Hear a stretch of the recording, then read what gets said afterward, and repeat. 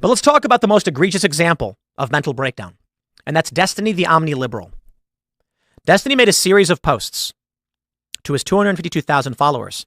He tweeted, "A person in a crowd cheering for and supporting a traitor to his country caught astray. I'm so sad." Ian Miles Chong called it brain rot. He said, "I'm sure Corey and Babbitt are both having fun with each other in hell right now," smiley face.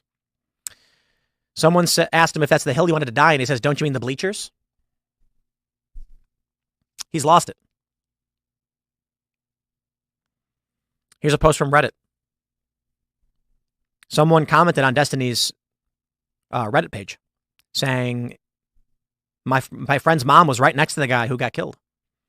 Destiny responded to him saying, "Don't ever come back and tell your friend and his mom to get effed." That's amazing, isn't it? I'll tell you what I think. I think Destiny the Omniliberal is suffering a mental breakdown. I think it's unrelated to the events of Trump's rally. I think the man lost his wife. I don't know the full circumstance. I don't know exactly what happened, but those are the rumors going around. And I think he's in a deep depression because what he's doing doesn't endear him with his audience. It doesn't bolster his business. It doesn't advance his cause. It doesn't express any serious ideas. It's pure antagonism and shock that does nothing. Seems more that Destiny himself is deeply depressed and upset. So he's lashing out. Clint Russell, with quite honestly one of the best posts pertaining to the idea of democracy and Trump democracy and all of these things. Shout out to Clint Russell, Liberty Lockdown Podcast. Guys, he made an excellent post and an excellent point I want you to hear. He posts. "So I just perhaps stupidly spent an hour in Spaces debating Destiny. First off, he's in a really bad place. No, I don't say that to elicit sympathy for him, just being honest.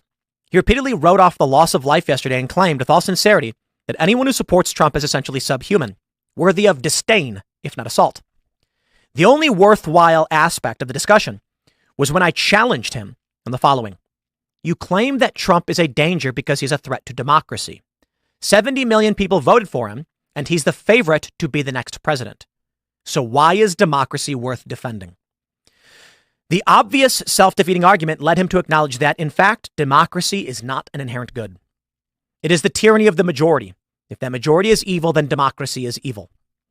I write all of this just to explain that the entire, quote, we must defend democracy talking point has literally nothing to do with democracy. It is simply about power.